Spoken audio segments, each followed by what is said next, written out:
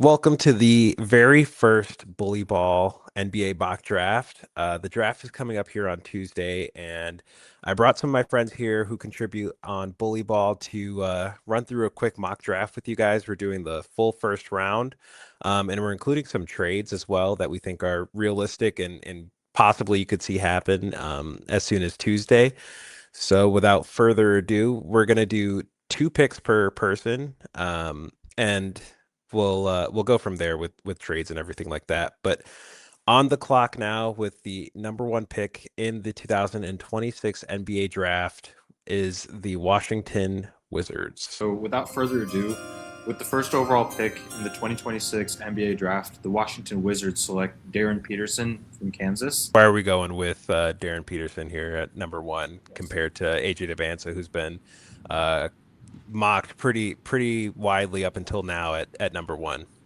That's a great question, and I do think it's something that, if we're looking at like the practical, what actually is going to happen sense, I feel like this one could come down to the wire. Even though a lot of rumblings as of late have trended towards Darren going to Washington, but if I were the GM, I think, or if I were Michael Winger, the reason why I'd be making this pick is because I think, in terms of immediate as well as long run fit, I think Darren is pretty seamless because, of course, at the deadline and getting right before it, they traded for Trey Young and they traded for Anthony Davis, and I think each of these players can be like all-star level guys. I don't know if they can be anywhere close to like the type of duo that can take a team to contention or even a deep run within the East. I think when you think about Trey Young and his value proposition, what he still brings to a team, of course, the scoring has been something that's really tailed down over the years, and teams have had a lot more answers, ability to solve for his scoring process, namely about how he likes to get to his spots, and really making him like reliant on like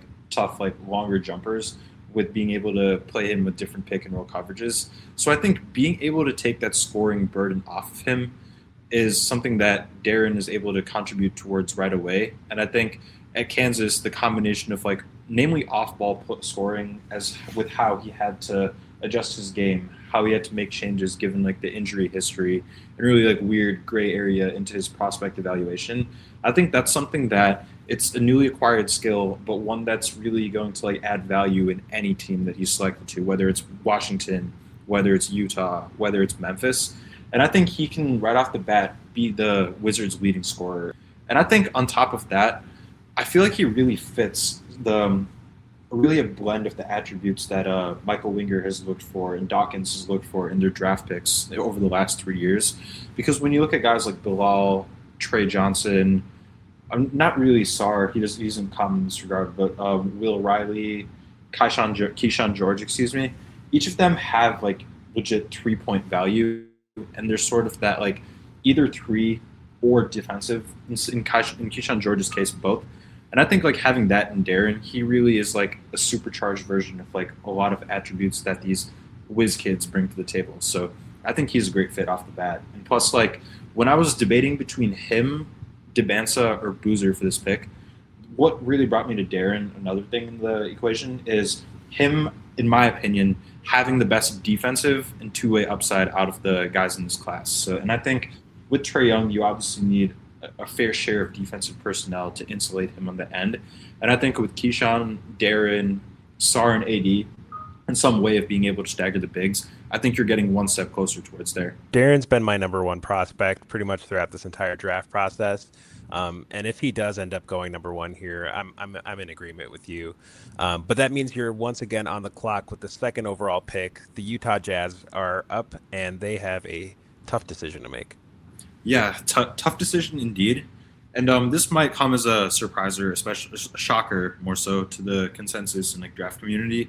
But with the second overall pick in the draft, the Utah Jazz will be selecting Cam Boozer from Duke. Very controversial pick. I happen to be in agreement with you again. I think Cam Boozer is my number two in this draft, but why is he yours? Yes, that's a great question. I would actually have him as my one overall out of the prospects. I don't think Darren is far off to the point where my consideration for team fit led me towards making a decision to not take Cam at one. But he is my best overall prospect, and I think really the pitch with him is, although I don't think he's going to be the traditional orthodox offensive player that becomes one of the best in the league through on-ball advantage creation.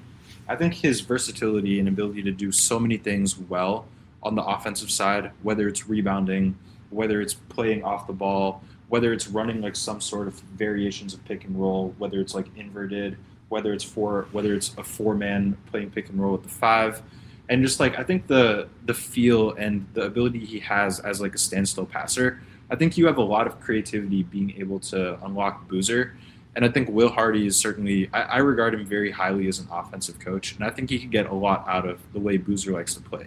And I think one other unique consideration, I think the Jazz are sort of like the Wizards in the sense where there are veteran or at least older now pieces that we're really not sure what their future direction is. The main guys that I'm referring to here are Walker Kessler and Avari Markkinen. I think with them trading for Jaren, that kind of changes the equation. Although their management and Ainge has been pretty adamant on the fact that they're going to try having Laurie, Jaren, and Kessler as their 3 to 5. I don't know what they'll do with Laurie's contract, and let alone like what opportunities will present themselves. And I think some recent rumblings about Kessler, like wanting more of a role and wanting like that sort of salary, I think there is some merit to them. So who knows if that's going to be stable. But I do think if Utah's able to go into the season with those three and Boozer, there's a little bit of clunkiness defensively where you're casting Cam and casting Laurie a little bit up over their ideal roles. But I do think Jaren and Laurie's own shooting, Laurie much more is like a movement, multi-layered shooter, and Jaren is a stable spot up guy. I think that adds a lot of value of them being able to like idealize a lineup with four front court players and have three front court guys on the floor at most sort of times. Honestly, that's all really good points. But if I'm a Jazz fan watching this mock draft, I might be a little upset because AJ seems to be the consensus guy with Jazz fans since the jump. BYU kid, and I think he went to high school there as well. So why not AJ here? Yes, so I do, in terms of how I evaluate them in a vacuum, more so than specific fits, excuse me. I do have AJ slightly below Boozer and Darren in terms of how I'm grading them. I think a large part why is I do believe he has the best on ball creation ability of the three, but I think at the same time, asking that from a wing, I think there are different downstream effects on how a team plays as opposed to a more traditional guard. And I think you saw that at BYU last year. They weren't the most analytically proficient team in terms of getting rim and three shots. And I think a large part of that has to do with AJ's own offensive process and being and his shot diet being quite mid range heavy. So I think just Boozer being more of a seamless piece. And I think another thing that's in the equation, because I don't know if they're committed to him for the long run, but I think Keontae George is someone who significantly ramped up his volume over the past year. And I think Boozer offers a lot more of a natural synergy with that sort of guard who has value playing in movement and in motion, as opposed to some of the traditional roles you'd expect from a guard. And I think there's a little bit more clunkiness with like playing Keontae and AJ together than Boozer. And I think another thing is, of course, as I mentioned earlier, with the front court guys that they have, and the I guess like somewhat ambiguous situation as to who's going to be there for the long run. I think you naturally can slot Boozer in the four moving forward. And I think Jaron, obviously, the rebounding concerns or something with the way he likes to play basketball and what he's become at this point in his career. But I think playing Cam at the four, and especially more so at the three, I think you can very much mitigate this and have really good rebounding lineups, which is definitely something that I think they should be tapping into, considering how much they have invested in the front court right now. Yeah, I think those are all really fair points. And with that, it means that Darren Peterson's off the board, and now Cameron Boozer's off the board. And with the third overall pick going to be the Memphis Grizzlies selecting, who is representing them here is Bryce, who you may have read his work here at Bullyball. Recently did a mock draft for the, or did a big board, excuse me, for the Detroit Pistons. But right now he's selecting for the Memphis Grizzlies. Who are we going with at number 3? Yeah, after the first two selections, I think this selection becomes quite easy.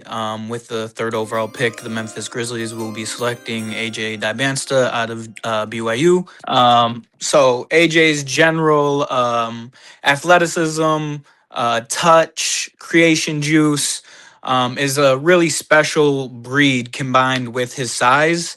And frankly, there's not a prospect in the last few years that have had this offensive profile that he has had.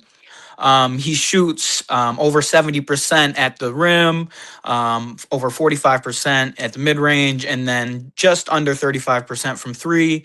As RK mentioned earlier, the shot diet needs to get cleaned up a little bit. But for someone his size, like I said, there is such a high baseline for scoring. And even I think his passing gets underrated a bit now.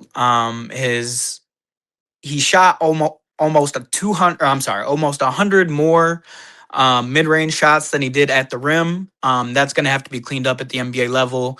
And his defense, as mentioned earlier, is probably the worst out of the top three. He does not really steal or block the ball very much, but his athletic profile would give one belief in improvement in that area going forward. And he just had such an incredible amount of usage this year at BYU that if you take down that usage a little bit, then potentially there is more on that side of the ball. It feels like that it's time for a full rebuild, and if you're going for a full rebuild, AJ is probably one of the best bets. Is probably the best bet in this draft just because of his scoring prowess. Makes it a pretty clear pick with the Grizzlies at number three. Honestly, I'm in agreement. And I think this is the best fit for AJ. I don't know if it actually ends up playing out like this in real life, just because the amount of connection with Utah. But then again, Carlos Boozer does happen to be in the Jazz front office, so this very well could be a possibility come Tuesday. But along with that, it is building an interesting core here in Memphis that potentially could be pretty interesting as soon as next year. You look at Cedric Coward, Zach Edey, and now you're putting AJ DeBanza with them. It looks like a really competitive team, and also they have a lot of picks at their disposal. Whether they want to go rebuild or whether they want to cash some of that in for a guy in the next year or two. Memphis is in a really good spot, and they have a pretty easy decision to make, just taking the best guy available at number three. And speaking of easy decisions, at number four, new GM of the Chicago Bulls, Bryson Graham, who values size, length, and physicality. He is up at number four, and I think we all know who this pick is, but take it away, Bryce. Yeah, with the number four pick in the NBA draft, the Chicago Bulls will take Caleb Wilson out of UNC. Caleb Wilson is a energy defensive minded player. He's about 6'10" with a 7 foot wingspan. He is going to compete at all times. Did get hurt towards the end of the year, so missed a little bit of time. UNC, you could tell that they suffered massively without him on the floor. But it's pretty clear that he is the fourth best guy in this draft at this point. It does create a little bit of a logjam over the last 2 years. The Bulls have drafted Matas Buzelis and Noah Esunge, who are both kind of are in that wing tweener forward build that Caleb also kind of fits the mold in. But I think with his tenacity on the defensive end, his potential scoring, which even though he is raw offensively, the production was still there. He put up 20 in almost all of his games, I believe, this year. He can get to the rim. The jump shot looks okay. The free throw indicators, he shot over 70%, so the shooting indicators are okay. It's really just a matter of time, it feels like, until the jump shot comes around. And at this point, it feels, yeah, as kind of like with the last pick, pretty clear that Caleb is and should be the pick here. I did actually think about going some other ways. Ade Mara out of Michigan is someone who I think could be a very interesting pick here. Also, just because of who the fit, as I mentioned earlier, with the draft over the last 2 years. But at the end of the day, I think Caleb is the correct decision here. And you don't draft for fit at this high. I don't think you just draft best player available. And I think that's what the Bulls end up doing. Yeah, I do think Caleb is the best player available. The day conversation is interesting. Uh, do you think that with this fourth overall pick, in your opinion, is Caleb Wilson the type of player that Chicago can look at as a franchise cornerstone, someone who really is someone they can build around, or do you think there's still more work to do in terms of rebuilding and going through the draft? Yeah, I think Caleb feels more of a superstar in his role type star, all star. It would take a lot of shooting development, on ball reps, on ball juice development for him to reach true superstardom, number one franchise cornerstone, um, that type level of player. But at the end of the day, I think he is going to be a player that impacts winning to the highest degree. I think he's going to be a player that is can and probably will down the line compete for playoffs, championships. And I think he is the type of guy that if you are starting a rebuild, Caleb is a guy that you want in your building in order to set that culture and kind of build off what he does. All right. And with the top four picks down, it is the fifth overall pick, which is the Los Angeles Clippers, who kind of lucked into this pick because of deal that they the deal that they did with Indiana at the trade deadline this year, trading Zubac to the Pacers for what ended up being the fifth overall pick.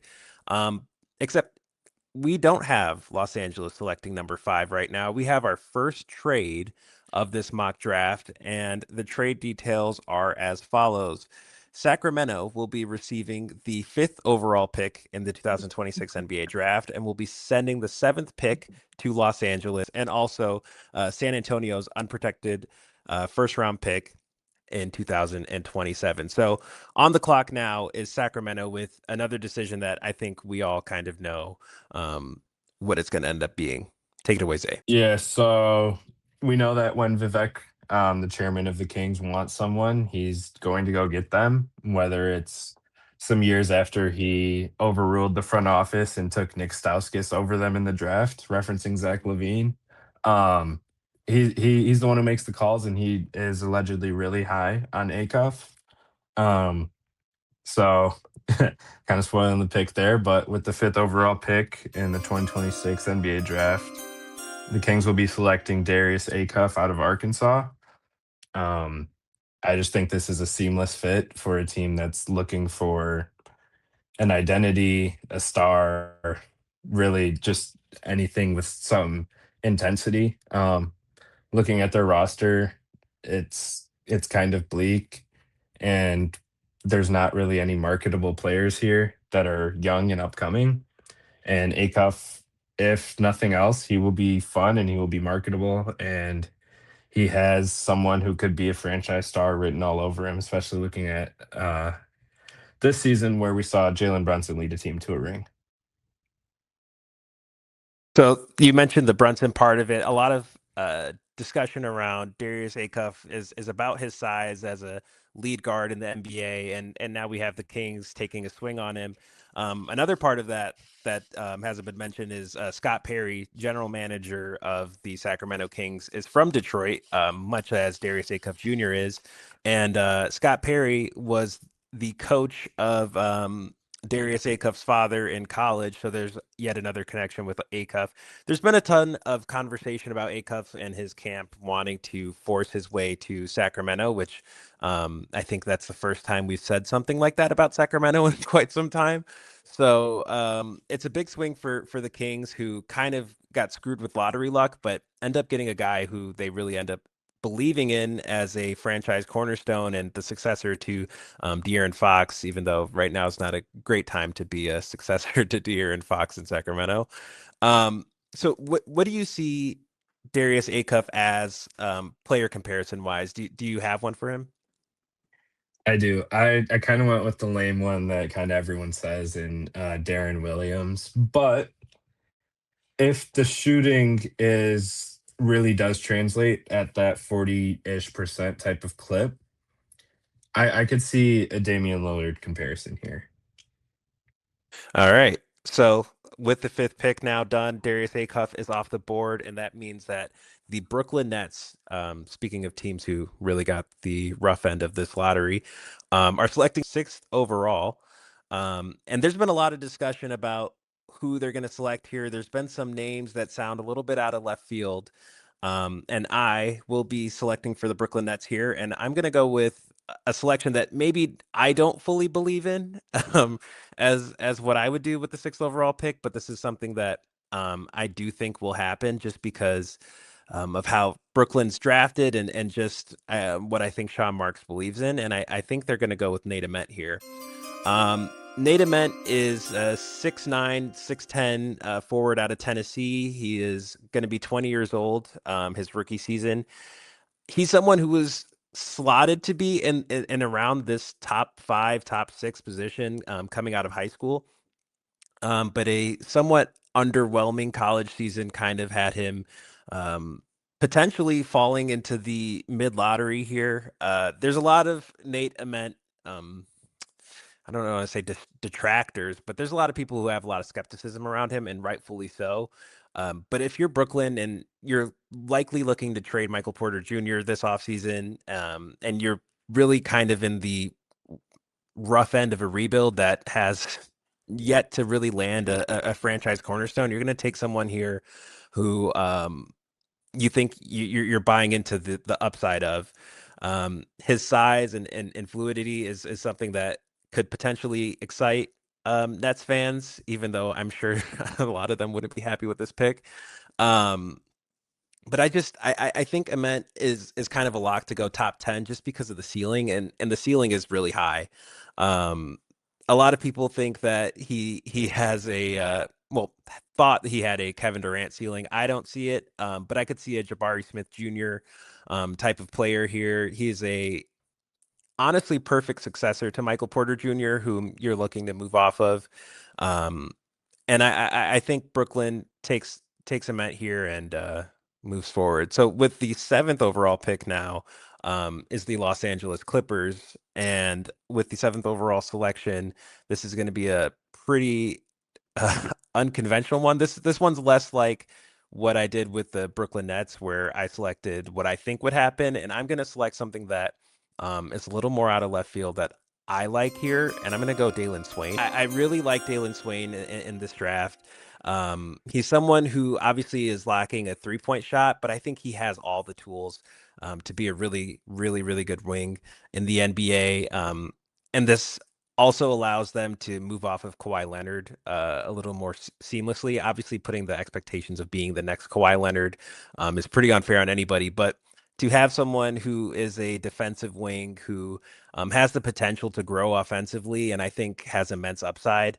I'm super high on Dalen Swain. I think he likely will go probably in the mid lottery, but I thought it'd be an interesting fit here. The Clippers still have Darius Garland, who they traded for at the deadline. They traded James Harden for him, and it was hard for me to go with another guard for that reason. I think the Clippers really believe in Garland long term. I wanted to make this mock draft just a little more interesting. So I go Dalen Swain with the seventh overall pick. And that means with the eighth overall selection, the Atlanta Hawks are up on the clock. And this pick originally belonged to New Orleans, who traded this infamously for Derek Queen last year. And with the eighth overall pick, the Hawks have the opportunity to add someone who can contribute to them long term. And they're a team who has a lot of really solid B tier guys, and maybe they're looking to add an A tier level prospect here. So with the eighth overall selection, Zay is back on the board, and he's going to be selecting for the Atlanta Hawks. Yeah. So with the eighth overall pick in the 2026 NBA draft, the Atlanta Hawks are going to take Keaton Wagler out of Illinois. I I'm really torn on this pick. I was between Wagler, Flemings, and Burries, but I think Wagler has the highest scoring upside of the three, and I think the Hawks are really going to need that scoring upside when you're looking at their long term build. They just don't really have a number one scorer. I don't think Jalen Johnson can be a number one scorer in a half court offense. I think it's very good. Don't get me wrong, but I think with another scorer with the eyes that Wagner seems to be capable of, um, Jalen Johnson would really benefit, and he can be kind of a lead guy for them. In terms of who I think he plays similar to, is one of my favorite prospects that I've ever evaluated, which is Tyrese Halliburton. Um, I don't think he has the playmaking tools that Halliburton showed at Iowa State, but I think scoring wise, they're pretty nearly identical in terms of kind of being unorthodox, not over athletic, kind of slept on throughout the entire process. I just see a lot of similarities. Yeah, the similarities are definitely there.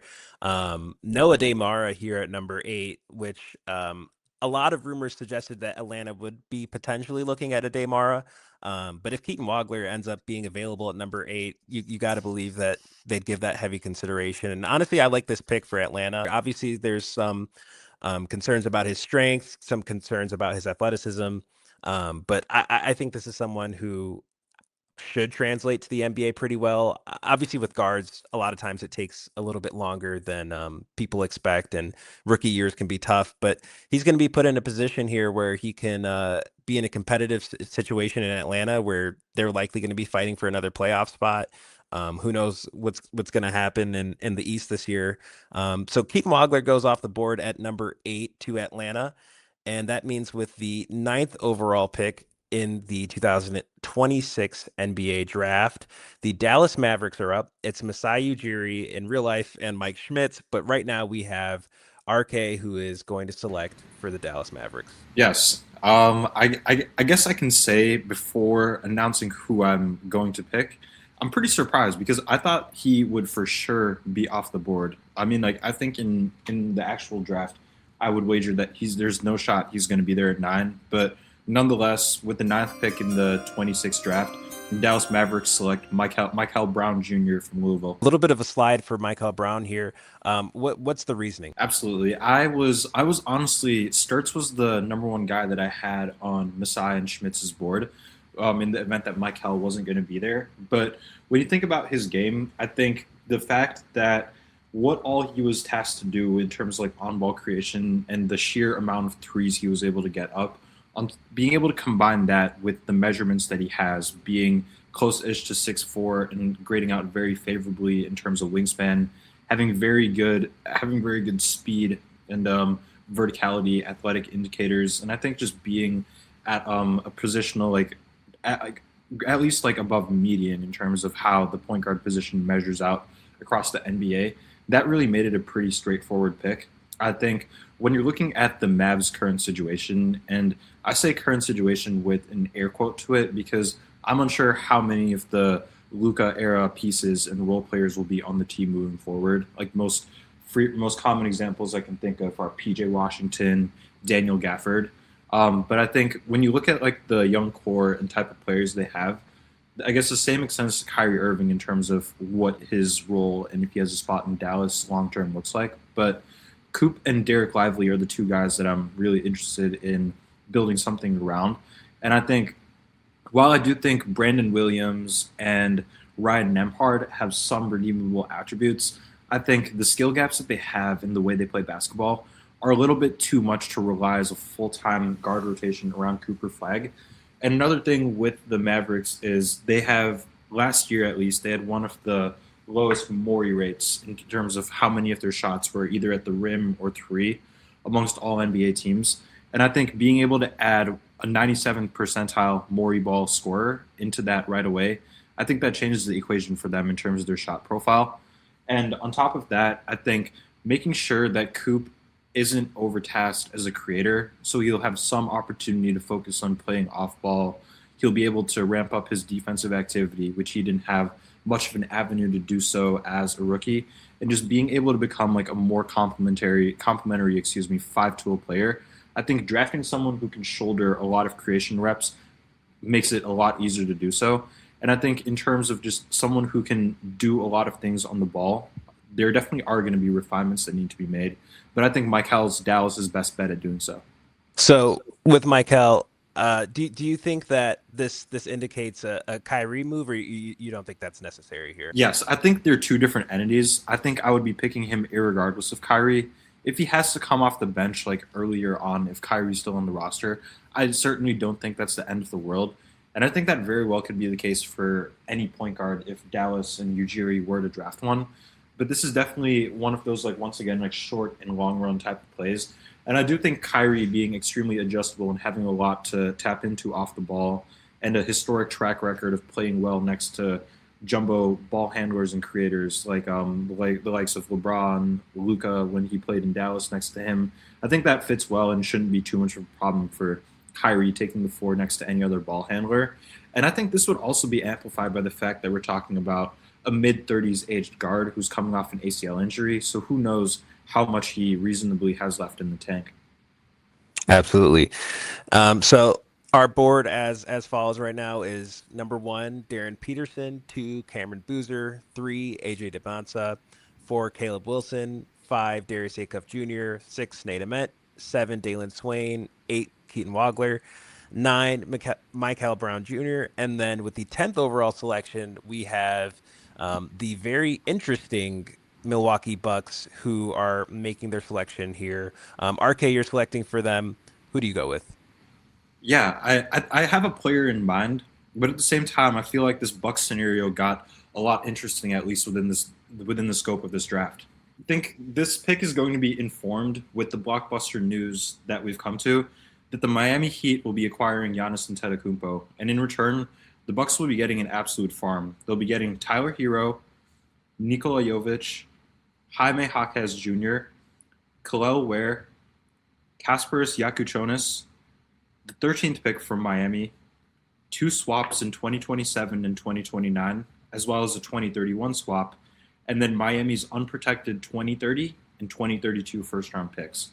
So that's clearly a lot to take in, and it definitely affects like the status quo and the roster building ideas that could go into the Milwaukee Bucks. But that being said, with the 10th overall pick, the Bucks in the 26th draft will be taking Yaxel Lendeberg, the forward from Michigan. Wow. So Yax goes off number 10 here.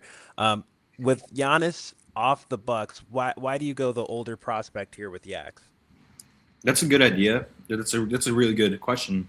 I think when you're thinking about like the Bucks and who they have with the new landscape, I think they have enough depth to at least try different things out and like really wait down the line to see if they can either be another star or a future sort of blue chip prospect they could get. And I think in terms of who they have now that Giannis is gone, the most intriguing pieces to build around are friend of the program Ryan Rollins and Kalel Ware from a ceiling standpoint. But I think Tyler Hero is someone who can, I think, fit well next to Rollins at the shooting guard spot and like have his share of like eating possessions and getting like points on the board offensively. But I think considering that we have like bigs and guards that we want to build around, I'm really into Yaxel because I think he's someone who can fit in any context. And I think the Milwaukee Bucks are very much lacking wings. They're very much lacking defenders and the type of players that, ironically enough, you would want to put next to Antetokounmpo at his peak. And I think one other thing that I really think is true in regards to Yaxel is, yeah, I do believe there's precedent of age-adjusted production and how good you are relative to your standing in college being a precedent of predicting draft success. But I do think throughout the 21st century, we've seen a pretty fair share, at least amongst upperclassmen prospects, of outliers who are very good enough, like statistically, in terms of what they bring to the table, as well as their role, where there really is some sort of like false ceiling as like what kind of player they can be. And I think you're really kind of like overlooking the floor level impact that they'll have. Like Derek White, when he was at Colorado, is a very good example. Different type of player, but the same applies for Austin Reeves. You can remember Draymond Green. I think those are just 3, but there definitely are others. And I think one thing why Yaxel fits this to me is he really is an outlier level production. He had one of the highest BPMs of the modern era at Michigan, And I think the ability that he had in being able to completely change his role, completely ramp up his 3 point attempt rate, and still offer all sorts of things that like scale down to any sort of like second, third, or fourth option while maintaining the impact that he did. I think it's something that fits well for any team. And I think just the type of player he can be is being a little bit overlooked within the NBA league due to his age. I will say I am making this pick with the assumption that the injury concerns and the rumors of such that he's had throughout the combine and throughout the draft process, I am operating that this is only a short term thing and something that will get better longer run. That could change my idea otherwise, but for now I'm going with Yaxel. I love Yaks. I think this is a great selection for Milwaukee, and I really like your reasoning here. He's the first of three Michigan national champions to come off the board here at number 10. Um, with Yaks, it gives Milwaukee a really interesting start to their post Giannis era, and you'll be picking for them again pretty soon here at number 13. But with the 11th overall pick, the Warriors are in a pretty interesting scenario here. Steph Curry towards the end of his peak, Draymond Green towards the end of his contract. Steve Kerr just re-signed, so that gives some indication that the Warriors are still going to try and go for it here. But this pick is really important, and it's a pick that they really have to hit on. So with the 11th overall pick in the 2026 NBA draft, Bryce is going to be selecting for the Golden State Warriors. With the 11th overall pick, the Golden State Warriors are selecting Ade Mara, someone who I actually mentioned with the fourth overall pick earlier. With Ade, they are getting a 7'3" prospect with a 7'6" wingspan, 9 foot 9 inch reach. Who is extremely efficient inside the paint and an extraordinary shot blocker. And one of his biggest skills is actually playmaking as well, which I think fits pretty well inside of this Golden State system.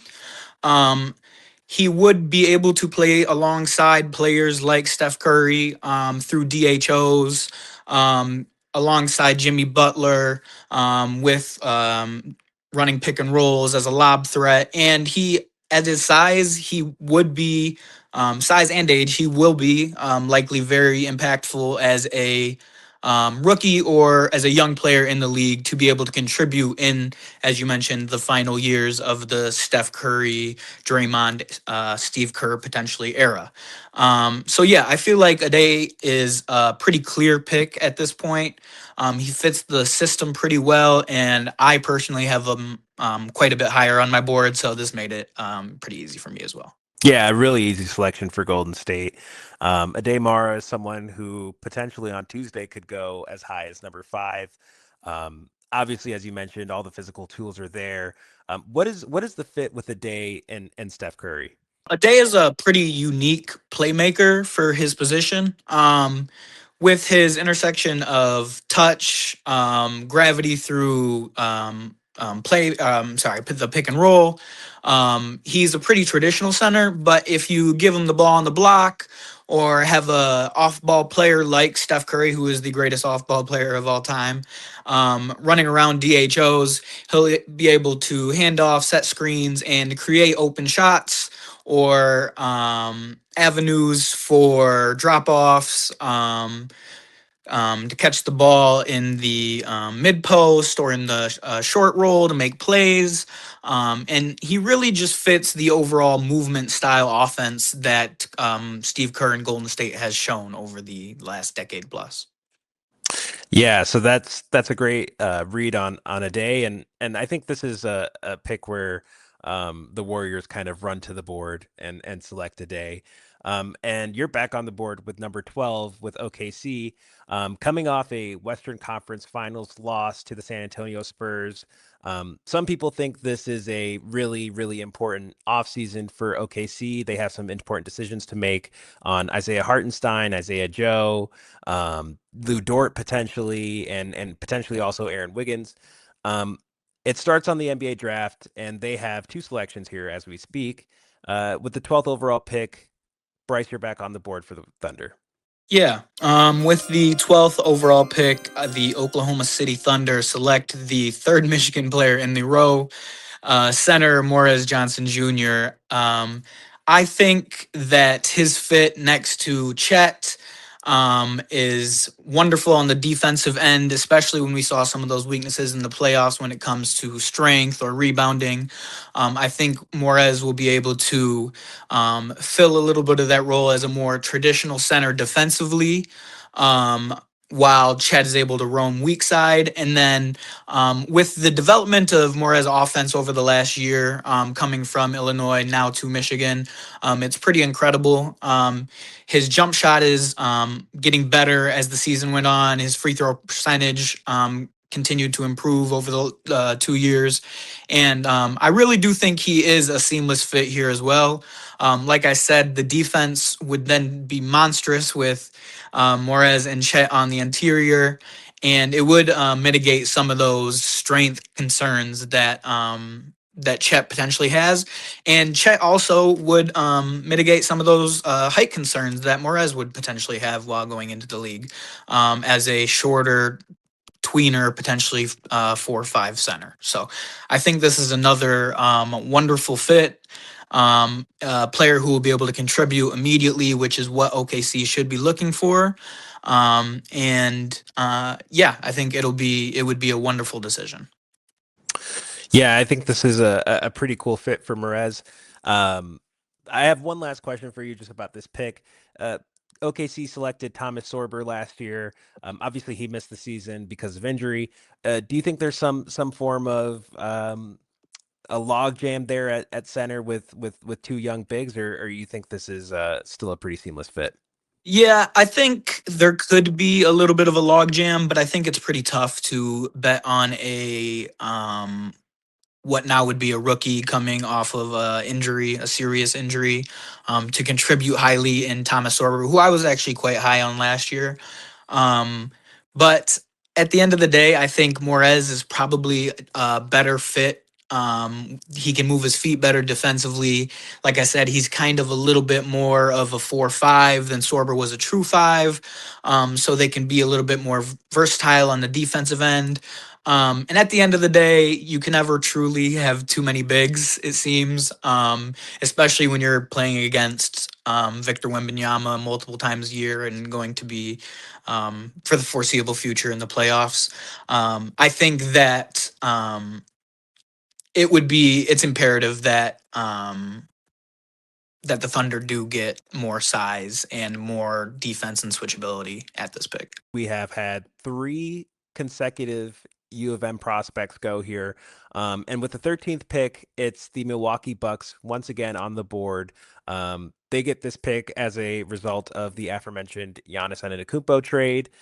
This originally belonged to Miami, and now it belongs to Milwaukee. We're going to keep the Big Ten tradition going on a little bit here. With the 13th overall pick in the 26th draft, the Milwaukee Bucks select Bennett Sturts. All right, so Bennett Sturts, another little bit of an older prospect. What is Milwaukee getting here in Bennett? Bennett Sturts is a really interesting prospect to me, with his path being 2 years in D2 to the sub high major level, to transferring to Iowa and doing his final 2 years, being able to play in March Madness under Ben McCollum. I think he's a really misunderstood prospect to me because he once again gets the older guard label. But at the same time, McCollum has one of the more challenging offensive systems for really any potential prospect, where the transition frequency and the amount of threes they were able to get up isn't really that conducive environment for a lead guard. And I think in spite of that, Sturt still had very good production. He one of his biggest strengths is really versatility. I think the fact that he was able to do so much in terms of point guard skills and decision making, while having a consistent motor for resetting actions, moving off the ball, and just really limited high efficiency spurts of cutting, catch and shooting while doing all of the point guard stuff. I think that is really admirable in his case, showing that he can fit next to all sorts of guard talents. And I think with him and Ryan Rollins, that's a very underrated yet higher ceiling than you would think backcourt pairing for the future. And I think another thing with that is with Sturts, he's one of the better turnover suppressors in the draft class. And I think that's something that's incredibly valuable on a team that doesn't necessarily have like that sort of like guy who can be a top tier advantage creator in the league, and they won't have that margin of error without Giannis anymore, let alone not having Dame too.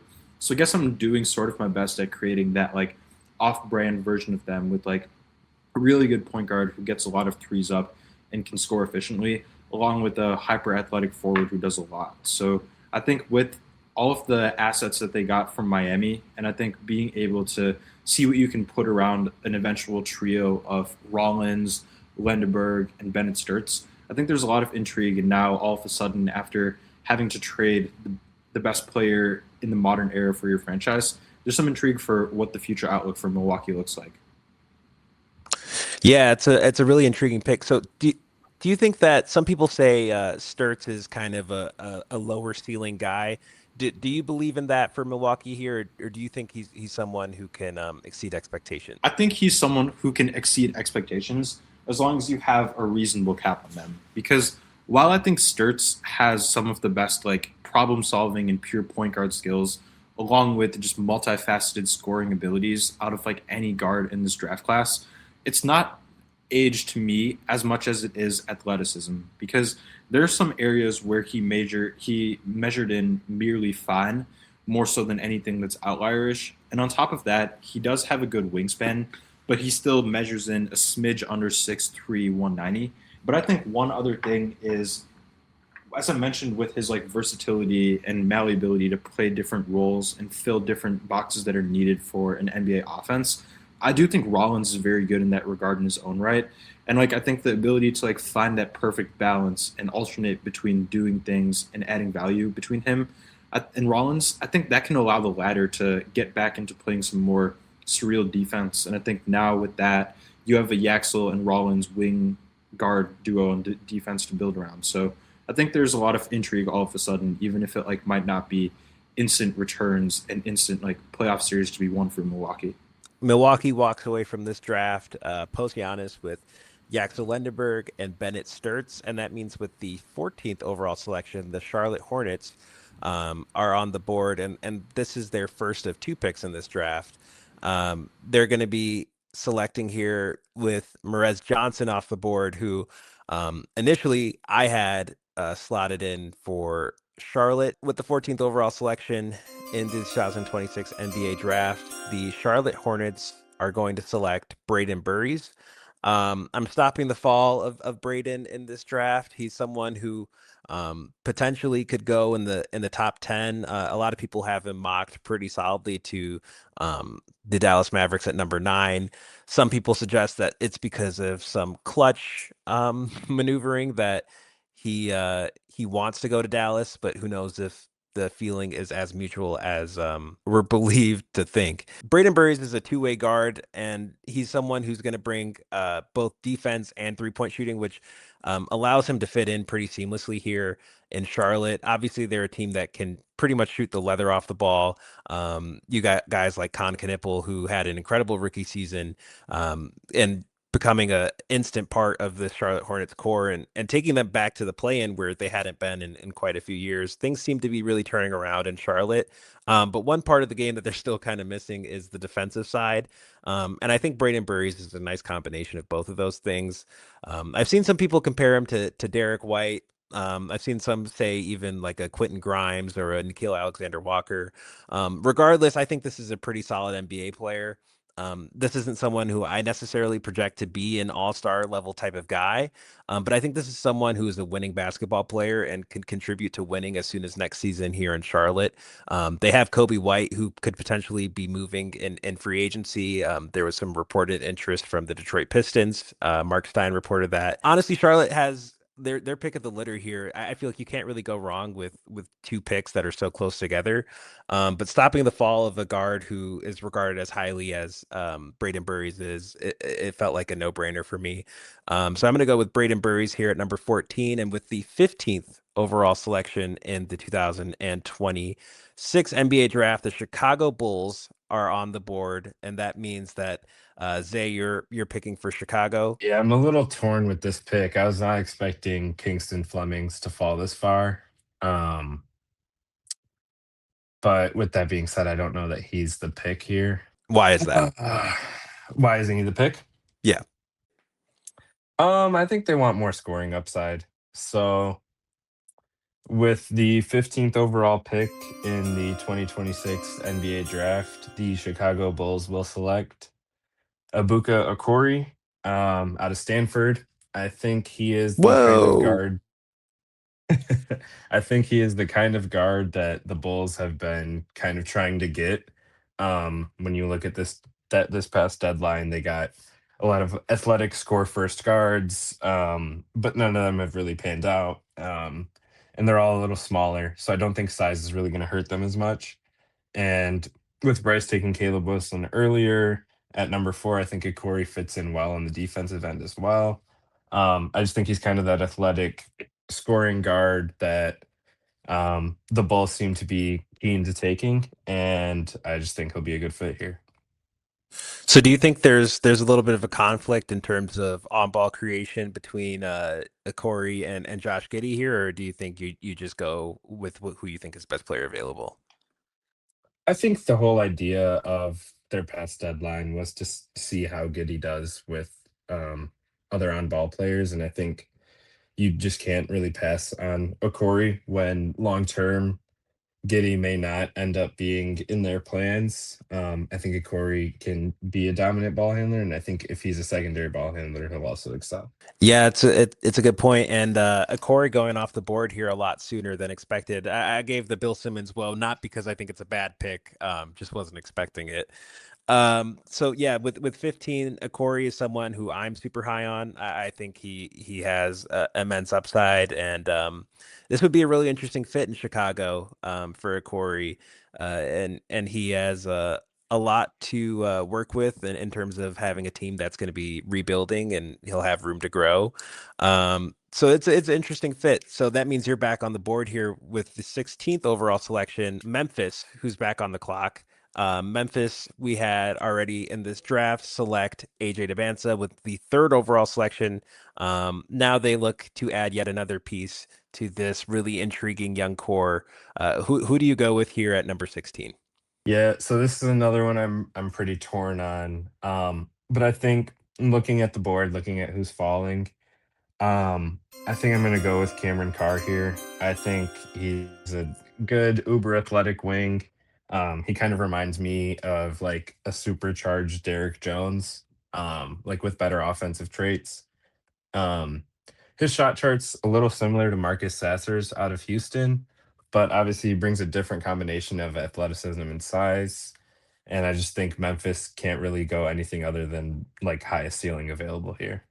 Yeah, it's an interesting fit for Cam Carr. Obviously, you have really talented wings like Cedric Coward already on your roster, and then going with AJ Debinsa. But um, they say that you can't have enough wings in this league, and I think Memphis ends up going with that thought process here with this pick. I think Cam Carr is someone who could go as high in this draft as potentially around the 12th 11th 12th selection. I've even seen some people say with the ninth overall pick the Mavericks might consider him. So 16's not out of reach, and I think this is a really interesting fit. The Derek Jones Jr. comparison is cool. I personally I think he reminds me a little bit more and it's said to death, but Trey Murphy, which is obviously topical since we all pay pretty close attention to the Detroit Pistons, who seem to be really circling in on Trey Murphy. And Cam Carr is also someone that I know that they have immense interest in. So the Pistons losing out on both a Corey and Cameron Carr here in back-to-back picks. Stings if you're a Detroit Pistons fan, but they're back in 21. Right now we have the 17th overall selection loading, which is the OKC Thunder back on the clock. RK? Yeah, well, if I'm Sam Presti, I guess I am in this exercise. But if this were to be me at the draft, I'd be running to the podium like very fast. And I think with that being said, with the 17th overall pick, the Oklahoma City Thunder will be selecting Kingston Flemings from Houston. Now that he's fallen this much, Yeah, pretty steep fall for Kingston Flemings. Why do you go with Kingston here? How's the fit? What do you see him as? yeah. So I think with OKC, I think they have a very interesting situation because I don't think anything with regards to how they've constructed their roster or the type of principles they have really have gone wrong. They ended up losing a 7 game series to what many thought as a bad matchup for them. And on top of that, like they were down Jalen Williams, they were down AJ Mitchell in the series. So I think it's not much to be made of it, and I think they do have the ability to reload and have many more stabs at competing for a championship. But I think when we're looking at like how they are and like who's going to be on the books, who isn't for the foreseeable future, I think Kingston Flemings is like a twofold solution, excuse me, to that problem. Because I think the very first thing is with Cason Wallace, we don't know if OKC is going to be able to afford him moving forward, given that Hartenstein and Caruso are two sorts of extensions that very much loom for them as to whether or not they'll be on the roster moving forward. But I think with Kingston, what stands out to me is I think he very much fits their ideologies. One of OKC's biggest value propositions as to why they're great is they're an extremely good turnover team. They avoid turnovers in offense, which is enabled a large part by Shea and his playstyle, but they also have arguably the best defensive turnover personnel in NBA history. And I think Kingston Flemings, more so than being a point of attack guy, he's a team defender who racked up a ton of steals his first year at Houston. And he's one of the best, if not the best, turnover suppressing guards in this class while having very good burst. And I think this is really validated by some of the combine indicators, like all of his like verticality testing, all of his agility runs, despite being very small, a little bit under 6'2", with a moderately positive wingspan. I think Kingston Flemings, he really mitigates that by being able to get to the rim. And I think Houston's offensive context really held back what sort of things need to be done to maximize him on offense. And I think those translate very well to the NBA level. But I think one big swing skill for him, and I think this can very well be mitigated with him being sort of like a table setter and decision maker for Shea, as well as the different shooters that they have as they've progressed to more shooting lineups and really been able to develop guys like Jared McCain, for example.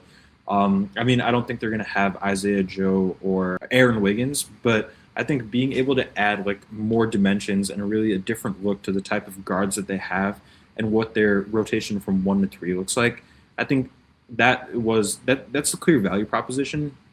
But more importantly, when someone that talented falls to 17, it's sort of a no-brainer to pick and figure out how to incorporate into the team's system. Yeah, I think this is a pretty easy pick for OKC should they stay here. And yeah, who knows what's coming with Isaiah Joe and Aaron Wiggins, and there's also potentially more movement for OKC. So yeah, pretty easy pick here for OKC. But with the 18th overall selection, it's going to be the Charlotte Hornets who are making their second selection. Already tonight they selected Braden Burries. Now they're back on the clock. RK, you're back at it. Yes. So with the 18th overall pick in the 26th draft, I think the Hornets will continue to add to their MO of getting pieces that both like have like dribble pass shoot capabilities, the ability to be of value from 3-point range, and like fit in terms of being able to play off ball and off like LaMelo's gravity and his brilliance as a playmaker. So without further ado, the Charlotte Hornets with the 18th pick will be selecting Alan Graves from Santa Clara. I was waiting for this one. Why do you go Alan Graves here at 18? Yes, so I think this truly is the best of both worlds scenario for Charlotte, is I think Graves is someone I have higher than 18th amongst ranking the prospects. So I do think there's surplus value in that regard. But on top of that, one of the, I think, biggest long-run needs that Charlotte has is to find a 4 who's seamless playing off of LaMelo. And I think building off of that, as Charlotte got better throughout the course of the season, the main reason in terms of driving that was their offense. And I think Graves is the 4.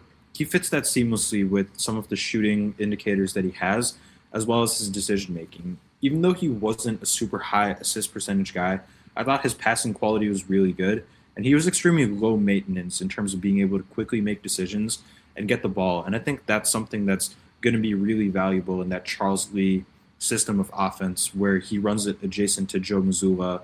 They get a ton of threes off, and they like to move the ball around, playing off of the blenders that LaMelo creates. But to add a layer to that, I think Charlotte's defense, even in the stretch that they played a lot better throughout the 2026 calendar year part of the last season, it was good more so than great.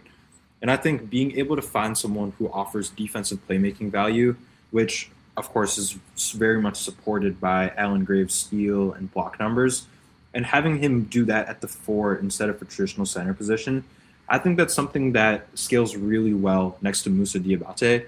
So he addresses so many different needs for Charlotte. I feel like he does for a lot of teams, but I like this pick in particular when we're thinking of like the player and team fit. Yeah, Alan Graves has become a really popular prospect on draft Twitter and just overall amongst the draft community. For people who aren't as familiar with him, maybe didn't get to watch much of his game.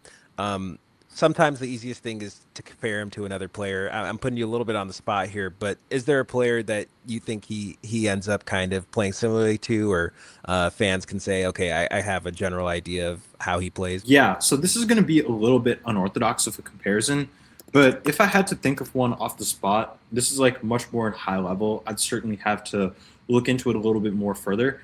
But I think old man Celtics version of Al Horford, where he was playing the four a lot more next to like Kristaps Porzingis, next to Robert Williams. I just think like that combination of like I also didn't mention this, but he's an amazing rebounder. But I think that like ability to just like do very little in terms of creation responsibility, but still have a fair share of like impact and say into like how the team plays offense and being a vital piece of their defensive scheme. And of course, like it's a Charles Lee Missoula type situation where they're two similar coaches and one comes from the other. I think that's really one of like the first like modern comparisons that comes to mind for me, even if like there's a massive age gap between the two players in question. Yeah, I think that's a good comparison. Not one honestly I would have thought of, but I like it. So now that means that Charlotte walks away from this draft with both Alan Graves and Braden Burries, which I mean, I think if you're a Hornets fan, you might have been looking at this draft as the potential to get a big, but I feel like you come away really happy with the result of this draft. This is how it plays out. But with the 19th overall pick, we have the Toronto Raptors up. The Raptors lost in the first round to the Cleveland Cavaliers in a 7-game series. They have a pretty intriguing young core between Scotty Barnes and Colin Murray Boyles. And then they have a lot of fringe pieces. Obviously, they have Brandon Ingram as well. They have a really interesting selection here at number 19. Obviously, a need is a lead guard. Is that what they address? We're about to find out. Bryce has the pick for the Toronto Raptors. Yeah.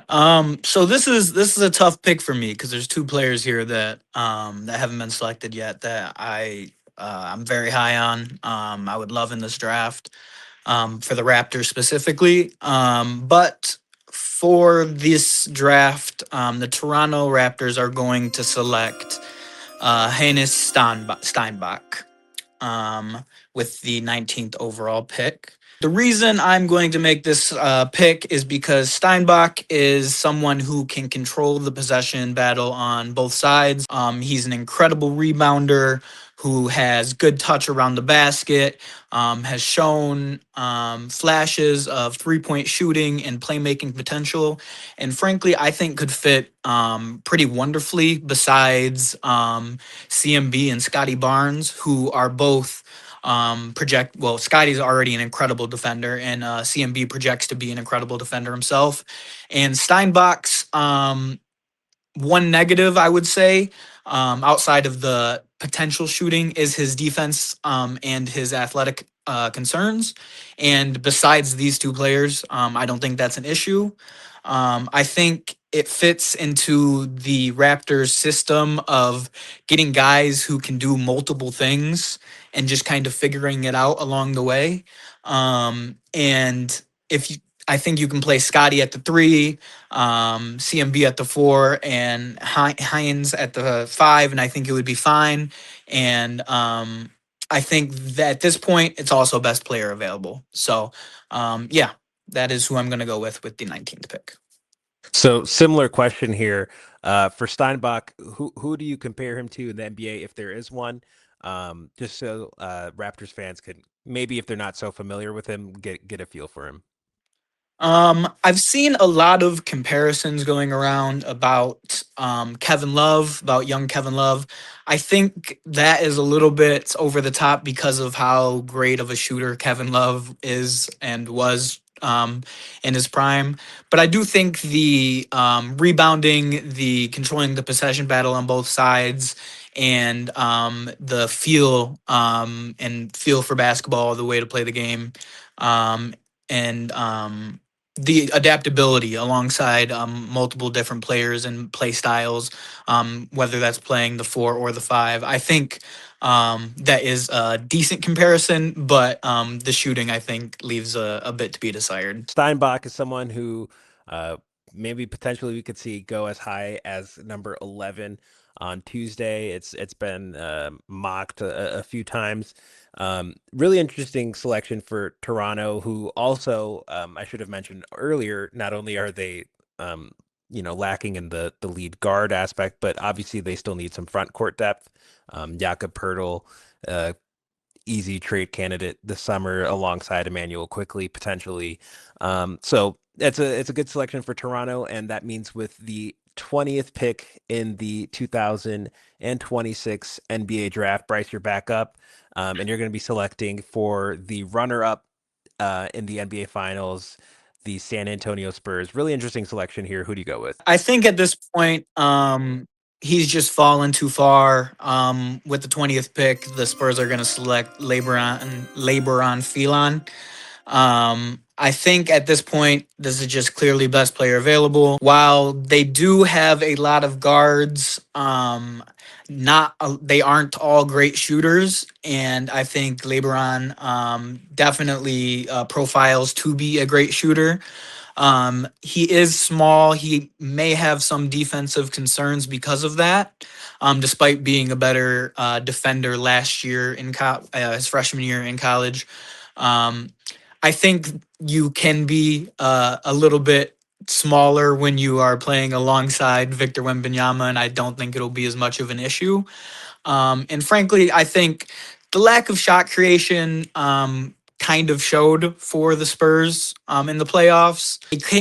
When it came down to the end of games, it was a lot of relying on Wemby to create shots, or De'Aaron Fox, who obviously had a pretty bad finals, or even the rookie Dylan Harper. But I think just the need for shooting and shot creation, I think Phelan fits this spot pretty well and is also the best player available. Yeah, another guard for San Antonio, which so that now there's another interesting decision to make alongside the rotations Mitch Johnson has to create.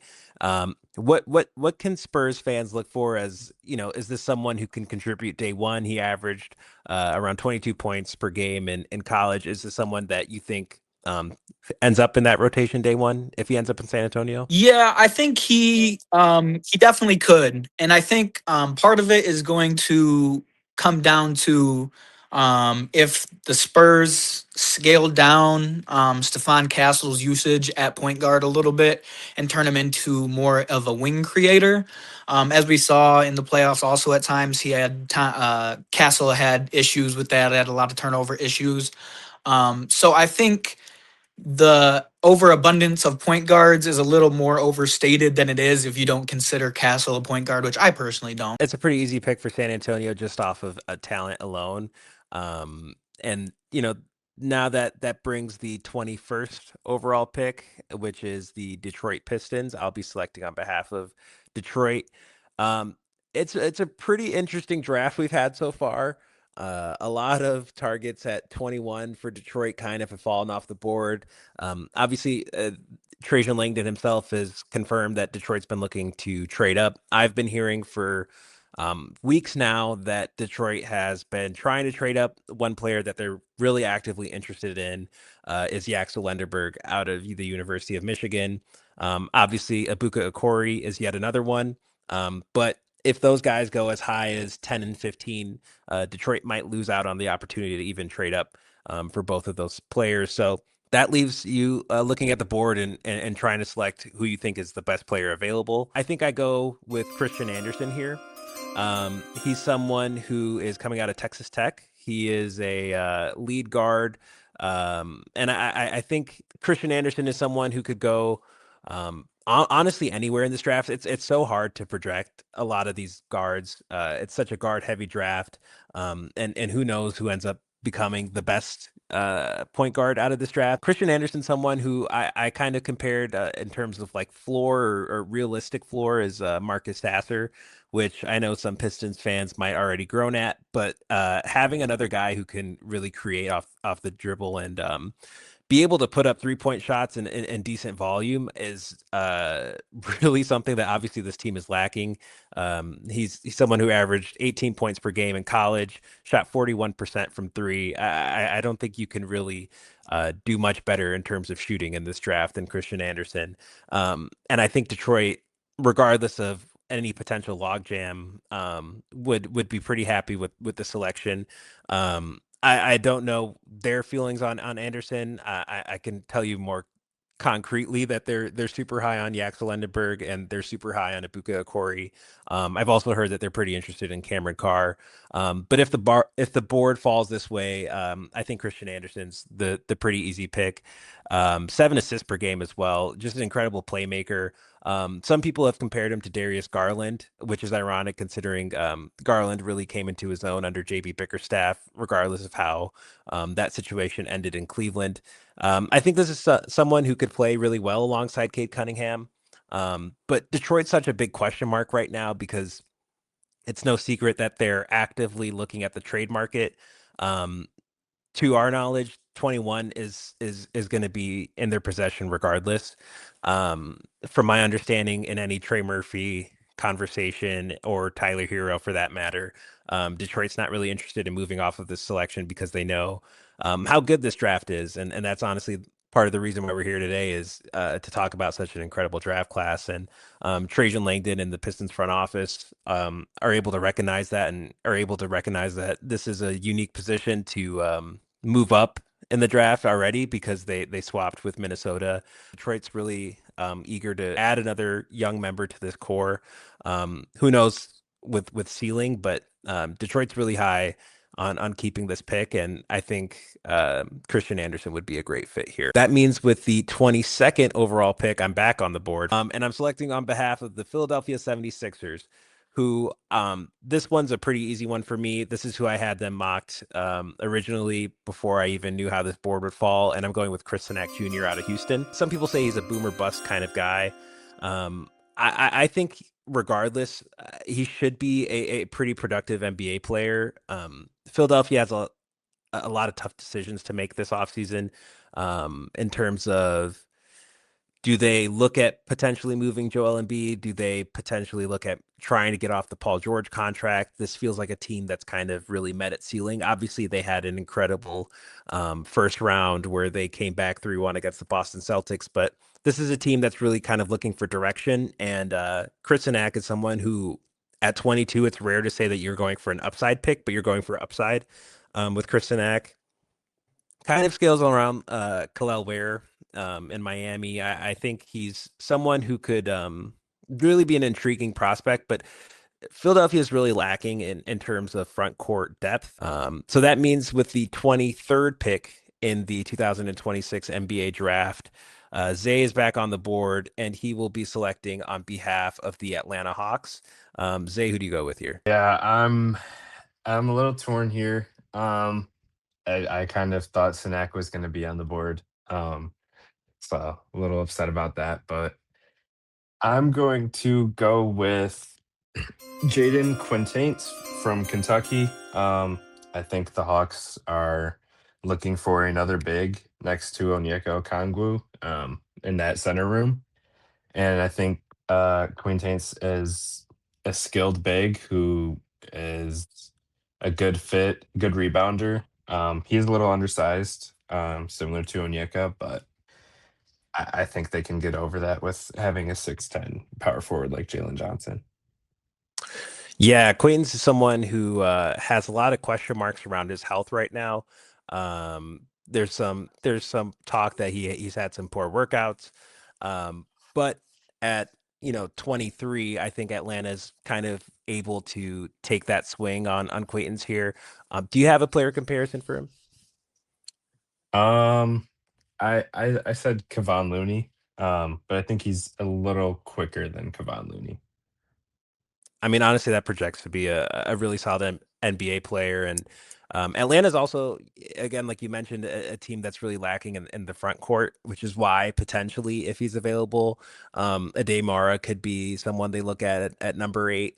But Keaton Wagler, Jaden Quaintance is a pretty great draft for Atlanta here, who are starting to finally figure out an identity post Trey Young, and that means with the 24th pick in the NBA draft, we're nearing the end here. All right, so Zay, you're back on the board. This time you're selecting on behalf of the 2026 NBA champions, the New York Knicks. They just had their parade the other day. New York's really on a high, but their owner, James Dolan, went to the media and confirmed that this is a team that's not going to go into the second apron. So depth is really going to be important here. Who do you go with? Yeah, I'm going to go with someone who I'm higher on than a lot of draft Twitter, who I think will be a very important player for a winning team, whether that's off the bench or maybe starting in the two guard. Um, but with the 24th pick, the New York Knicks are going to take Isaiah Evans out of Duke. I think he'll be a great add to the Knicks roster. I think he's a very skilled shooter. There's no question about that. I think he's a plus athlete. Um, as long as the defense can have a certain level of intensity, I think his athleticism and IQ can carry him to be at least an average NBA defender. And I think the Knicks would be a really good landing spot for him. Yeah, adding Evans shooting to that New York offense could potentially be really exciting and could be a really big luxury for New York. So I totally see the fit here. Um, what do you see Isaiah Evans as? Do you think this is a guy who has a higher ceiling than people project him as, or do you think this is someone who kind of comes into the NBA pretty much just as a 3-point specialist? Yeah. It's tough. I wonder how much his shot creation and mid-range game will translate because I can see I'm running with two Pistons comparisons here. I could see anywhere from Malik Beasley in terms of a pure three-point specialist who's constantly moving off ball, to Richard Hamilton, who is also the same idea but more of a mid-range specialist. I think Evans is really just going to have to constantly move off ball to ensure that he's a positive scorer in the league. But I see those comparisons more than anything else, kind of along with the thinner frame but sneaky athleticism. Rip Hamilton, that's a good pull. I've seen a lot of people go Brandon Ingram on him, which I thought was a little bit lazy considering he doesn't have Ingram's size. But similar kind of shot profile there with Hamilton and Ingram, so that's a good pull. That'd be an awesome pick for New York if Isaiah Evans pans out to be that. But yeah, I do think Evans could be potentially more than just a um, end of the bench 3-point specialist. I think there definitely is something there that's tangible in terms of just scoring ability. Um, but he's off the board at 24. So with the 25th overall selection now, RK, you're back on the board. You're going to be selecting on behalf of the Los Angeles Lakers, who are making their very first selection here tonight. So with the 25th pick in the 2026 NBA draft, the Los Angeles Lakers will be selecting Zuby Ejiofor from St. John's. What do you see in Zuby, and why is he a good fit here in LA? Yes, so I think it's once again like someone who I would regard higher than 25 on my board.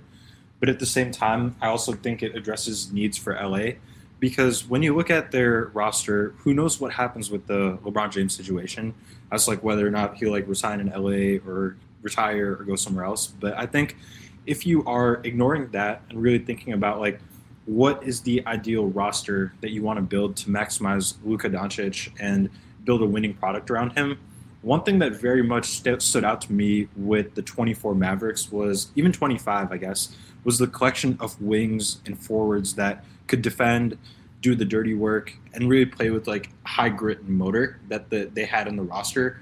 I think that's sorely lacking in LA right now, with the exception of Marcus Smart, if you consider him a wing even. But I think Zuby directly addresses that because his his combination of like skills that really influence the possession battle, like all of his ability to generate stocks, the fact that he offensive rebounds a ton, And for a front court player, particularly one who can play either the small forward or power forward, he has a really high assist percentage, and I think he's a quality passer, along with his driving, where he has like this is backed up by once again very good combine data, whether it's agility testing, whether it's raw athleticism. He can either get to the rim, and he has viable both mid-range efficiency and volume to add another layer to their offense and really play as like sort of like a role player and with less of an offensive load.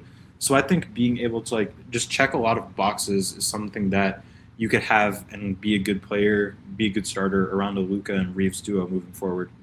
Who do you compare him to? Who's someone that Lakers fans could say, okay, I have a bit of an idea of what to expect from Zuby. Yeah, so this one's going to be very unorthodox, and once again, like I don't know how functionally accurate it is, given like much more of like equity and value from driving the basketball. But I'm going to say a wingified version of Paul Reed. Zuby is someone who's worked out for a lot of teams, and I think that's actually like a great comparison. And you're back on the board here for 26. Denver's on the clock. First selection of the night. They have a lot to figure out this offseason in terms of cap structuring. Who do you go with here? Yeah, so Denver's another team. I think it's really for all the teams that I've picked with. There's so much gray area in terms of like which max players could be traded, who could be staying, like choosing to leave and whatnot. And I think like Denver, there's certainly no exception to that with like the Peyton Watson, Cam Johnson, and whether or not they'll choose to move like Murray or if Gordon's past his prime. But I think adding someone who I think really isn't like an archetype or a player on the roster, I'm going to go with Malik Thomas with the 26th pick. Why do you go Malik Thomas here? What's the fit in Denver? Yeah, so I do think there is some creation upside, even though it's going to take likely a while to tap into. And I think like very much it's not going to be something that a team picking in the 20s chooses to prioritize earlier on. But with Malik Thomas, there's no doubt that his best attribute is shooting the basketball. Like he has one of the highest 3-point rates in the draft class. And on top of that, he connected at like I think it might have been slightly over 40% in terms of 3-point percentage. And he does have some struggles in terms of getting to the rim, scoring from two, and just really doing stuff on the ball that pertains getting downhill. But I think it's much more an indicator of him having a higher center of gravity and being a lower strength player, not only across the league, but especially within this draft class. But I think the combination of like shooting that and like defensive playmaking highlighted by his steal percentage and like the lower foul rate that he has, I think that's something that can be additive as a bench role for any team. And he was a highly impactful lineup data bench guy for Arkansas this past year. And I think when you have Nikola Jokic as your primary offensive driver, that opens up so much more space on the floor for someone who can just play it off catch, play more off someone's gravity. And I think that with Malik Thomas's stable indicators of shot making, I think it's a very good fit for someone who can be a rotation piece and just add one more tenable body for Denver. So this is a really cool pick for Denver, who get Malik Thomas at 26. That means that the 27th pick is on the board. And with the 27th overall selection, Bryce, you're going to be back on the board here representing the Boston Celtics. Who knows what's happening with this pick in real life? There's been a lot of talk around Boston, but for the purposes of our mock draft, they're staying at 27. And who do you have them selecting? With the 27th pick in the 2026 NBA draft, the Boston Celtics are selecting Koa Pete out of Arizona.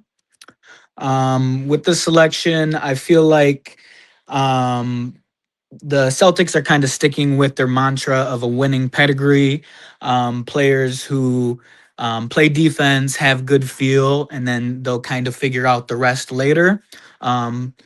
While the numbers and don't really blow you away from his year at Arizona, Pete has been one of the top in his draft class for years now.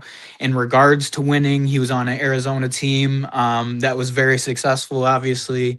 And I think at this point in the draft, for a team like the Celtics, you need players who are young, who are on cheap contracts, cheap team controlled contracts, and who could potentially develop into impact winning players, and I think Pete fits that role perfectly. So this is a bit of a drop for Koa Pete compared to where he was initially expected to go.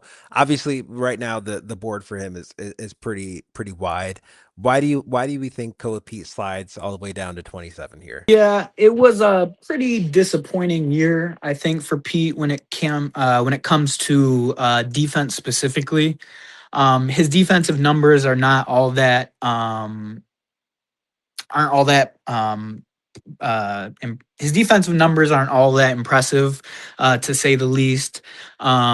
He wasn't the greatest rebounder, and the jump shot is definitely a question. So all of this at the four position is a little bit of a concern, especially at the combine. He was measured at 6'7". He's not probably not big enough to play set the five in the NBA. So it's a little bit can might create a logjam for some offenses. But like I said, at this point in the draft, I feel like you have to bet on the winning pedigree and the priors, and hope that and trust your developmental staff to turn him into something. And you're back on the clock again with the 28th overall selection. This belongs to Minnesota. It originally was Detroit's pick that they swapped at the deadline. Who do you have Minnesota selecting here at number 28? With the 28th pick, I have the Minnesota Timberwolves selecting Richie Saunders out of BYU. I have been a big Richie Saunders fan the last two seasons. He is going to be close to 25 when the season starts. But for a team like Minnesota, who is trying to compete right away, I don't think that is too much of an issue. Um, they also lost Dante DiVincenzo to a torn Achilles in the playoffs, so they are a team that is now also devoid of some wing shooting. And there is not really, you're not going to find many players in the draft when it comes to shooting than Richie Saunders. And he's also been incredibly impactful defensively. He is a prototypical 3-and-D role player in this league. And I think he will, if it's in Minnesota or wherever he gets drafted, I think he will be a contributor as long as he comes back from his season-ending ACL injury. Okay. Yeah, that's part of it with Richie is the ACL injury. Um, what can Minnesota fans kind of expect here in Richie, like in terms of player comparison? My high end player comparison for Richie Saunders is Max Strus, who Pistons fans saw a lot of in the playoffs. Really, just a high level movement shooter. Jumps high and has a high release, can get a shot off at many different angles. And efficient all over the floor. And is an underrated defender with good size. I think 6'5" with a 6'8" wingspan. So there's something there more than just a shooter, I think. And I think ultimately he would fit well alongside Ant and the rest of the Timberwolves core. I think that's a good shout, and Richie's someone who potentially could go in the second round here, getting a first round shout. I agree with it. I am pretty high on Richie.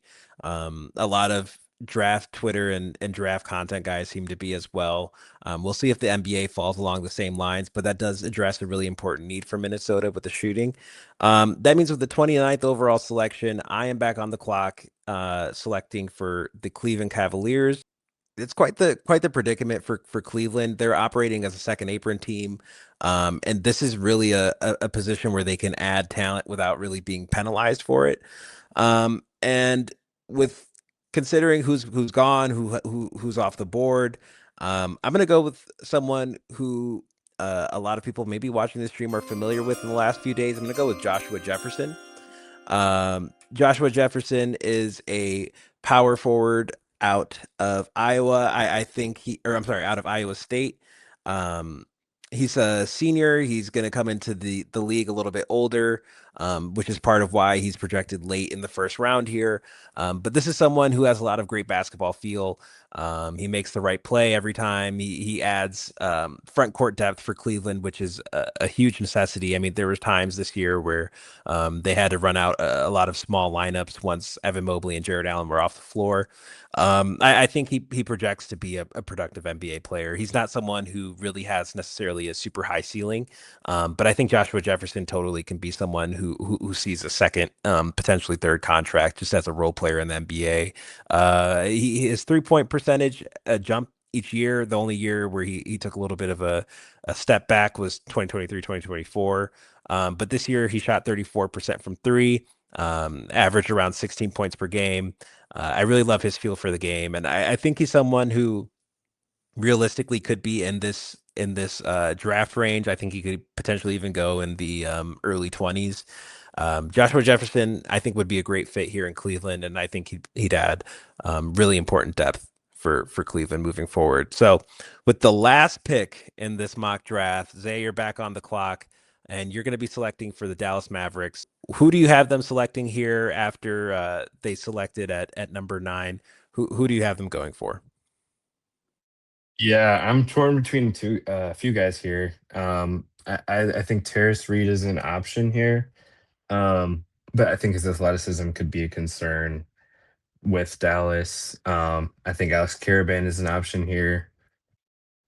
I think a reach here that anyone who knows me knows I like guys from Houston. I think Emmanuel Sharp would definitely be a good pick here, but that's a super reach. So, with all that being said, I'm going to play it safe, and the Mavericks will take Terrace Reed out of UConn.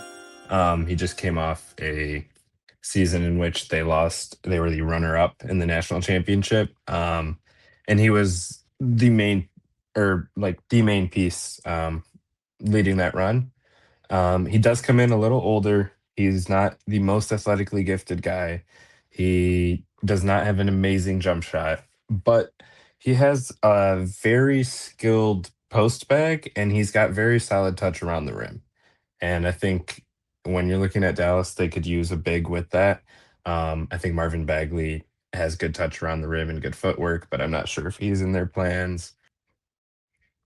Yeah, I think that's a good shout, and that means that Kareem Lopez has fallen out of the first round here in this draft.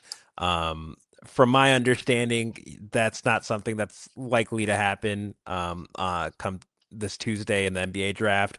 But it's an interesting fall here for Kareem. Why not Kareem here at number 30? Um, Honestly, I'm just not that high on him. Um, it is a fall. Um, I just I think the Mavs might be better off looking at a big here, and I think Reed's just a good back to the basket footwork big. Kind of reminds me of Greg Monroe for a Pistons kind of comparison there. And I think Cooper Flag could benefit from playing with the Greg Monroe type of guy. That will wrap up the first round of our mock draft. We're not going to do a second round here. There's plenty of 2-round drafts. We do not have the time for all of that. Before we go, I'm just going to have each guy here between me, Bryce, Zay, and RK just give one second round flyer that you might be interested in. And I'll go with RK first if you got somebody. When you get to the second round, it gets a little bit tougher from like a consensus standpoint because there's so many different players that like you likely aren't going to be getting a second contract, unfortunately for them. But I guess like I'll go with Ugona Onyenso from the University of Virginia. I think his case is very interesting to me because he, as of right now, like he's very old for the class, going to be a little bit under 22, precisely 21 years and 9 months on draft night, and throughout his career, he's like seldom contributed. And even as a senior, he came in with around like 6 points per game and 5 rebounds per game for the University of Virginia, playing only 19 minutes. But at the same time, his defensive playmaking is extremely outlier. Like, for example, despite playing that limited minutes, he was a little bit under 3 blocks per game. And he does have like good steal numbers for a center as well. And I think a lot of people who are more tapped into the draft community as well as the college basketball landscape, they'll remember him for the different problems that he gave Cam Boozer in the few times that Virginia played Duke. But my line of thinking here is I think sometimes when teams are looking for a backup big who will likely be tapping out at 20 minutes per game, I think someone who has a clear value proposition and clear outlier good skill set that's worth paying attention to, I think is an inefficiency within the league that some teams can exploit. And I think Onyenso is a prime guy in this class who like fits that role for a second round flyer or dart toss, if you will. Yeah, for my second round flyer, I'm gonna go with Bruce Thornton out of Ohio State. 6 foot with a 6'5" wingspan, and is simply one of the most efficient scorers in the nation. He can make shots from all over efficiently. He shot 40% from three this year on 157 attempts and 75% at the rim on 108 attempts. He is smaller, but he weighs 223 pounds, and he's a little bit older as well. But with the success that you've seen with Jalen Brunson in this playoffs and his strength creation and his efficiency, it might give you a little hope for a player like Bruce Thornton to find a role in the league. Now, I'm not saying he's Jalen Brunson, but I think he would be a good flyer for a potential sixth man scorer off the bench type guy. For my second round guy, I'm gonna pick someone who's a little less popular. I'm gonna go with Trayvon Brazil. Um, I think Brazil out of Arkansas is he's a senior. He's got a nice combination of size and athleticism that I think it makes it hard to pass up on, especially in the second round. Guys who can defend and have that combination of size and athleticism, I think are always worth a shot in the NBA. I think he has great defensive feel, and I think potentially he could be a two-way guy, two-way contract type of guy for somebody that eventually develops, whether he spends time in the G League or not. I'm a big fan of his game, and I think whoever lands him, they have a bit of a project on their hands, but I think he could develop sooner than later. Yeah, I have two, but both of these guys very well could be undrafted, and they do have the same profile. So I can when I talk about one, I can talk about both. But I do think that Roddy Gill, Michigan man, as well as Emmanuel Sharp, are both guys who are going to be drafted in the second or undrafted, and kind of have that Danis Jenkins type of career path where they do have the traits that a good team will really appreciate. I think Roddy Gale has worked out with Atlanta, and I think that would be a great fit for him because I think they're a team that prides themselves on 3-point shooting and defense, and I think he'd slide right in. Same goes for Emmanuel Sharp. These guys are both not too undersized to play the two, and they are physical enough to guard threes in the NBA. That's going to do it for us here with the Bully Ball mock draft. Thanks for tuning in. If you made it all the way to the end here, I really appreciate you. Feel free to give a like and comment on what your team ended up doing here in this draft, what you want your team to do, or maybe if you have a favorite prospect that fell a little bit, who that might be. But yeah, for more NBA content, stay tuned to Bully Ball, and peace.